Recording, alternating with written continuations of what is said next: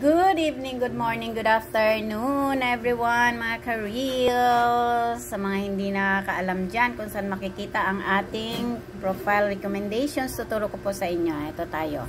Pupunta tayo ngayon sa ating Facebook profile.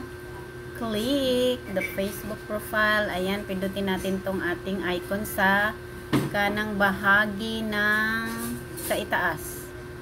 Ayan, pindutin natin. Punta tayo sa ating settings and privacy.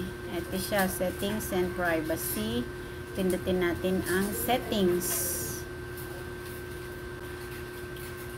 Then, punta sa audience and visibility page. Pindutin natin. Ayan na. Profile recommendations. I-view natin. Ayan, profile recommendations. Recommendable po ang aking Facebook profile. Ang aking content. Ito, punta tayo sa ating more about your profile. Account status. Pindutin natin. Ayan.